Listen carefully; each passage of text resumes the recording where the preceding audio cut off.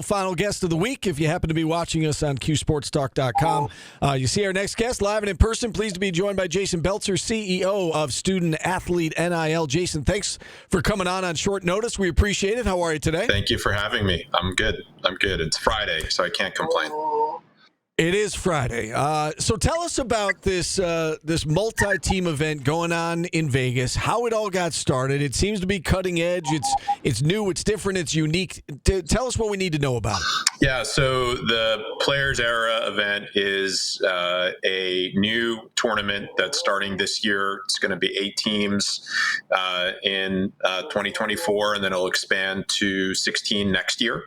It's backed by Ever Wonder Studio, which is one of the top sports documentary studios in the world. So if you check out their website, you'll probably see a lot of recognizable documentaries that you've watched on Netflix. They're private equity backed, and so they decided to put together this really cool event with an opportunity to engage in a new era with student athletes from an NIL standpoint. So every team that's going to participate in this event this year and in the years to come will have an opportunity to earn a minimum of $1 million for their student athletes to do marketing and other kind of promotional things around the tournament. And then the winner of the tournament also gets to potentially win an additional $1 million purse as part of the event. So again, it's 8 teams this year. They haven't fully announced the field, but Rutgers is going to be participating in it this year, Houston, Alabama, San Diego State, and then Syracuse will begin its participation in the event starting next year in the 16-team field. All right, so I saw Syracuse. Did I see Duke, Virginia involved next year as well? Can you give us any other ideas of who else would be in the field next year? Yeah, so every team that's in it this year will also be in it next year. So teams are essentially signing commitments for 3 years. So all of the teams that are participating this year will be in next year, and then there'll be 8 additional new ones. Syracuse, Duke, Virginia being included in that. There is a Atlantic 10 school that's going to be participating. It hasn't been announced yet as well. So that's 4 of the 8. And then I think they still have a couple of spots open. And I think they did that intentionally because they knew that when this event was going to get announced, pretty much everyone was going to be involved or want to be involved. Luckily for Syracuse, they are one of the 3 ACC teams that has been locked into this event for the next couple of years. And it's a great opportunity for the Orange, certainly. So they're locked in for 3 consecutive years, or is it 3 over a certain amount of time? No, it's 3. It'll be 3 consecutive years, so 25, 26, and 27. All right, now this is where it gets weird to me. How is the money earmarked for players in this? Is that up to the school's NIL collectives to handle, or does the tournament actually decide who gets what money? Yeah, so the tournament does not decide. It's up to the collective. And so our organization, Student Athlete NIL, manages Orange United. We also manage collectives at a number of the other institutions that are participating in this event, Rutgers being one of them, my alma mater.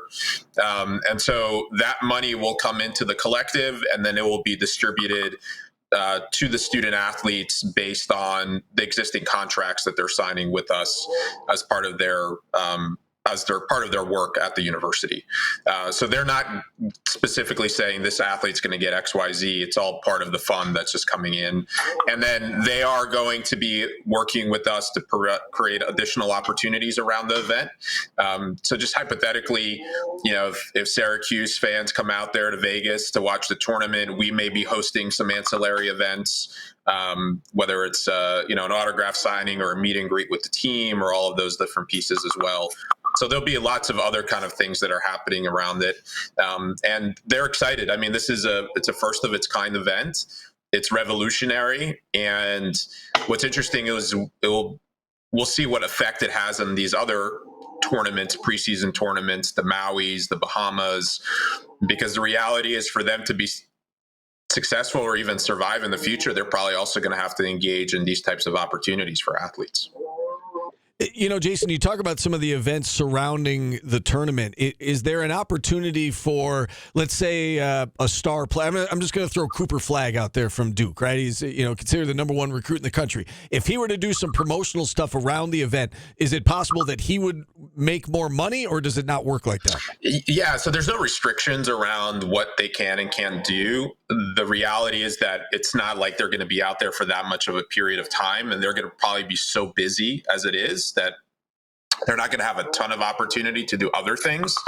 But sure, they can potentially host an event themselves or do something if there's an opportunity. And that's the case in any situation, right? They're using this as a platform to help the athletes. And so if there's an opportunity for an athlete to be further empowered and make some money, they're going to be absolutely for it. Is there a television deal with this, or how do people watch these games? Yeah, so there is a yet to be announced streaming deal. And if you ask me right now, I don't think it's going to be on TV. It's likely going to be on a streaming platform. One of the major streaming platforms will probably be taking this, whether that's an Amazon, a Netflix, a YouTube. It's unlikely that it'll be on a linear TV platform, though. You said a moment ago that you're curious how other tournaments are going to be impacted by this. I think that's a question we all have, right? That is this the wave of the future? Is this going to be kind of what it's going to be moving forward? That essentially schools are giving like appearance fees to play in these multi-team events early in the year. That is correct. Yeah, I mean that's the case, and the reality is that we're already in revenue share just by another name through these collectives. So whether it's Orange United or any of the other 50 collectives that we operate across the country, 80 to 85% of the revenue is not really NIL. It is essentially pay for play. And so this is just formalizing it a little bit. And the reality is the NCAA is going to have to be engaged in this as well, because once revenue share becomes a reality formalized within the next year or two, well, what happens if Syracuse or Lemoyne or Colgate goes to the NCAA tournament? Those kids should be compensated for that opportunity as well. So they're working through that process right now. And this is the first step in what will become a more formal compensation structure for athletes. I'm sure you're familiar with what's going on in Virginia, that they've kind of eliminated the middleman in the state, right? That, now the university will, beginning in July or whatever it is, will be able to, just kind of pay the student athletes directly. Do you think that is going to be the wave of the future? Are we going to see that in pretty much every state where, the university can start truly paying athletes? The short answer is yes, but it's a little bit more complicated than that, because there's so many issues that are related to compensating athletes, negotiating contracts. You have Title IX that's still out there. And so for most universities, they're not just going to run to pay athletes. I mean, Orange United and most well-functioning collectives are operating like front offices for these institutions. And so it's not a simple process to just bring that in-house. Syracuse has a lot of great staff, a lot of great people, but it's not like they're sitting there with people that have fully understanding of how do you negotiate a contract with an athlete that's asking for seven figures. So it's a process, and it's going to take time. And so, we fortunately have a great relationship with Syracuse, and we hope that we're going to continue to be able to work with them as just an extension of the athletics department in facilitating these opportunities, doing these contracts. But yes, it will become more formalized. But there's still a lot of legal cases that need to get figured out here. The whole Title IX issue is still a major factor. And you got to ask yourself as a university, do you want to be the first one to do this and also be the first one to get sued because you did something wrong or you didn't follow the other laws that exist that govern things like compensation and employment in other areas? When we look at this, whenever we have NIL guys on, we ask this question. Do we see multi-year contracts coming for players? It's already happening, and we have a number of athletes. So we have more than 1,000 student athletes that are under contract with us across our universities, including at Syracuse. And at some universities, we've already started to put athletes under contracts for multiple years. What college athletics will look like in the next couple of years they won't look like the NFL. It'll look more like baseball, first of all. So as an example, the ACC might say, we're going to make sure every basketball team is going to distribute at least $1 million, just making that number up. But if you're Syracuse or Duke and you can raise $2 or $3 or $4 million, then you can pay your athletes more. Then it's also going to look like European soccer, where if you have an athlete under a contract, you're going to be able to say, fine, if you want to leave, that's great. But then the other school or their collective or whatever it is going to have to buy out your contract. You're going to pay a transfer fee. And in fact, we're telling mid-majors that you have to do that right now, because look at what happens to all these mid-majors. They have a decent player and then they immediately go into the portal and get poached the next year. So how do you protect yourself? You protect yourself. You have an asset. That asset is the student athlete. Put them on a multiple year agreement. And if they end up transferring, you're going to get compensated for that. That's how European soccer works, right? Because you have all these different leagues around the continent, La Liga and the Premier League and Bundesliga. And how do they develop these athletes, and then how do they ensure that they have, that athlete stays with their team? Well, if you want them, you pay for them. Wow. I mean, it's such a fascinating topic, a complicated topic. I guess just to bring it back to the tournament. Do you have another question, Paul? It was about the tournament also, so you can Okay. go. Well, I just wanted to clarify, make sure we understand how this works. So when it goes to 16 teams, when Syracuse is involved, I believe they're only allowed at present time to play 3 games in a multi-team event. So is it like 2 8-team tournaments going on at the same time? Is that kind of how it would work? Yeah. So what the current model this year will look obviously different than next year because of the size of the tournament. But what they've kind of said is that they expect it to sort of be 4 separate MTE events, so 4 pods, if that makes sense. And then there will be a crossover game with each one of them being potentially a championship. So they are actually in the process of petitioning the NCAA to allow the 2 teams in the finals to play an extra game. I don't think that they've figured out exactly how that's going to work.